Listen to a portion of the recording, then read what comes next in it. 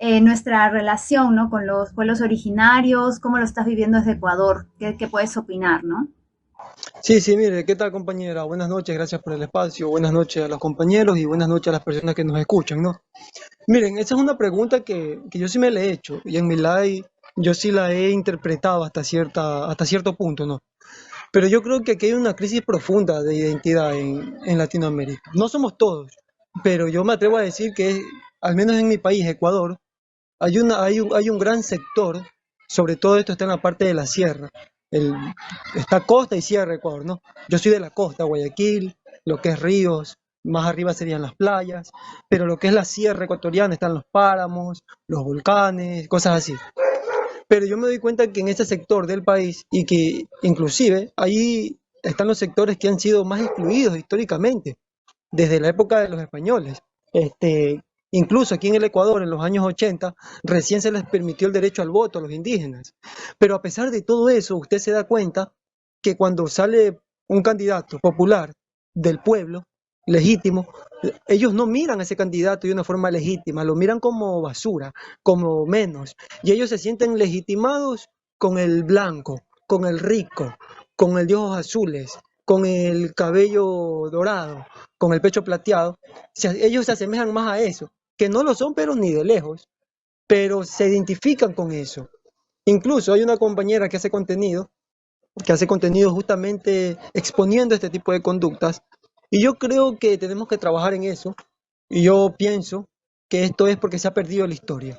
Aquí nos han contado que, como dijo la compañera, que dice que en Perú no se querían salir de la colonia española, no, que querían mantenerla. Eso dicen historiadores, pero otros historiadores en cambio dicen que apoyan la narrativa de Bolívar que nos liberó del yugo español.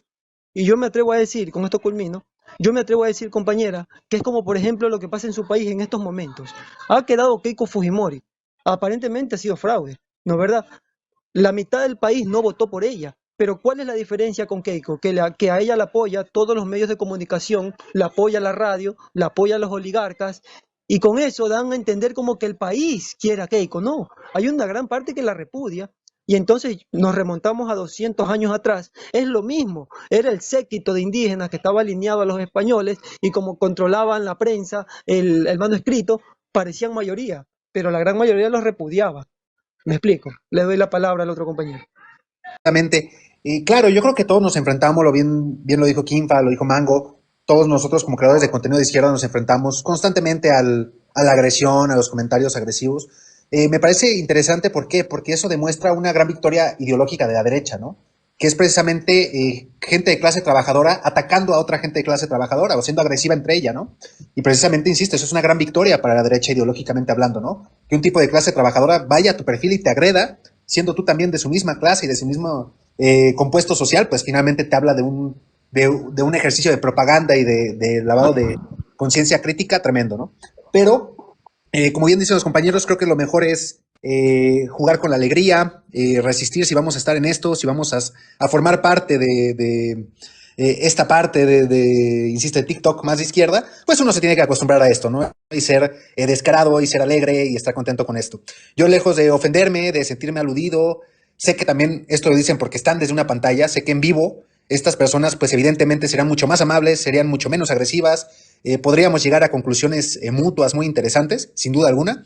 Y además otra cosa, me sirve mucho para crear contenido. ¿Por qué? Porque mucha gente que comenta esta cuestión tan agresiva te permite aclarar muchas dudas, porque son dudas que mucha gente probablemente también tenga, o sea, que realmente sí piensan ese tipo de cuestiones, o que uno como socialista, comunista, anarquista piensa ese tipo de cuestiones. Entonces me sirve muchísimo para crear contenido porque digo, bueno, puedo aclarar muchas dudas y puedo precisamente hacer que mucha gente pues rompa ciertos prejuicios que tal vez con esta persona ya no pude porque no era su intención romper el prejuicio, pero sí a lo largo de muchas otras, otros videos, otros contenidos, lograr, insisto, continuar rompiendo prejuicios. Bueno, ¿Has recibido ataques de haters o de trolls? O sea, entran trolls a tu cuenta y responden masivamente, por ejemplo, tus videos. Sí, sí se me escucha bien, disculpa. Ya, ok, mira, la verdad que sí, he recibido ataques, amenazas por interno, que, por ejemplo, y sobre todo cada vez que hay elecciones, y a ellos les duele que uno los expone, porque yo los expongo a ellos los expongo como seres irracionales, ¿no? Yo digo últimamente, en estas últimas elecciones en mi país, yo he dicho que no enfrentamos a seres racionales, enfrentamos a personas que deciden ser irracionales, no porque no puedan, sino porque no quieren. Entonces, por lo tanto, uno los desenmascara y entonces, dependiendo de la realidad política de mi país, con ciertas mentiras que inocula la prensa y las grandes élites, entonces yo hago el contraste, ¿no? Y yo digo, entonces, ¿cómo identificar a una persona irracional? Usted ha escuchado esto, pero ¿qué es lo que más se acerca a la verdad? Y yo pongo el otro ejemplo, ¿no? Y entonces la gente razona y dice, claro, yo razono, es una tontería eso. Pero hay una persona que decide ser irracional y lo va a seguir repitiendo, pero porque quiere, porque es vasallo, porque realmente no acepta lo que es, que pertenece a las grandes mayorías. Y entonces, que son desclasados sociales, y entonces eso los genera, los llena de odio y me insultan por interno. Me insultan, me amenazan, que vas a ver, que te voy a buscar, que dime dónde vives o tú mismo pon el punto de encuentro y resolver esto como hombre, así me amenazan. Es porque ya cuando no tienen argumentos van al ataque. Entonces simplemente esas personas son típicos que tienen que estar, personas desclasadas sociales, ¿no? Entonces por lo tanto no se les hace caso, se los ignora y se los deja. Entonces me quedo aquí otro rato más, y le doy la palabra al otro compa. Dale, gracias. Vamos a darle la palabra a Memecracia, que ya se tiene que ir. Memecracia también se une al grupo para los lives. Vayan pensando en un nombre para el grupo. Solamente tratemos de tener solamente un día para compartir videos, ¿bien? Porque a veces en los grupos de TikTok se comparten muchos videos y es un poco difícil conversar. Va, adelante, Memecracia, para que te despidas. Ay, sí, disculpa, más bien que tenía un compromiso, igual sí o sí iba a salir, pero me agradó mucho participar aquí, igual conocer las miradas de otros países es muy bueno, así que de todas maneras te felicito también por haber tenido esta iniciativa, hay que continuarlo. Y bueno, yo solamente quería compartir, aunque creo que igual la mayoría ya ha encontrado sus métodos para hacer frente a este tipo de trolls y cuestionamientos. En mi caso, no sé si será porque soy mujer, pero bueno, el tipo de acoso es otro, ¿no? Que a veces lamentablemente tenemos que lidiar en los mensajes inapropiados y todo ello, pero por lo menos a nivel político trato de no tomarme personal absolutamente nada. Creo que muchas personas al comentar algo no negativo, sino a veces con la intención de herir, lo hacen desde la frustración. Eso es algo que ya he aprendido hace muchos años y eso me ha llevado muchas veces a tratar de leer las cosas de forma superficial y no como aferrarme, por ejemplo, no sé, pues algún agravio o alguna necesidad de querer insultarme o cosas así, ¿no? Porque creo que también mucha gente busca eso, ¿no? Como que fastidiarte. E increíblemente, parece mentira, pero el cerebro tiende a quedarse más con un comentario negativo que con 20 buenos que te hayan podido llegar, ¿no? Entonces, uno tiene que hacer un trabajo también de cuidar su salud mental. Y obviamente sí hay personas que buscan de repente tener una consulta válida sobre... a mí lo que me gusta hacer, sobre todo a nivel de respuestas, es poder precisar información, ¿no? Cuando alguien me hace una observación válida y yo tengo la oportunidad de responder porque he visto el comentario, sí, hago la precisión respecto a algún dato o algo, pero en general no vale la pena, como dicen los compañeros, desgastarse ni emocional ni a nivel de salud en pelearse con personas que para ellos es un momento nada más de llamar tu atención para desfogarse. Y eso, bueno, ahora sí me procedo a retirar. Gracias una vez más, Luz, nos vemos pronto y bueno, cualquier cosita me escribes ahí, ya me sumaré a los próximos lives. Un gusto con todos. Muchas gracias, primero que nada, Lux, de nueva cuenta por la conversación. Es un deleite escucharlos a todos. Todos tienen una opinión muy interesante y muy enriquecedora. Sin duda, también me encantará formar parte de todos los grupos que ya comentaste anteriormente. Yo encantado de participar. Y bueno, ya para responder a la pregunta como tal, mira, yo creo que son muchos, ¿no? O sea, muchos problemas muy complejos. Yo creo que hay medios, sobre todo independientes, por ejemplo, que están haciendo una labor digamos, cubrir todos estos problemas y sí hacer una labor verdaderamente importante de cobertura de estos problemas, pero que nosotros podríamos resolver o no resolver, pero por lo menos hacer mucho más ruidosos aquí en TikTok, volverlos mucho más sonoros. Yo creo que, como bien menciona Arturo, una parte importantísima de la colonización que existe hoy por hoy en Latinoamérica, y no se puede explicar este proceso de colonización en Latinoamérica sin una filosofía sionista, ¿no?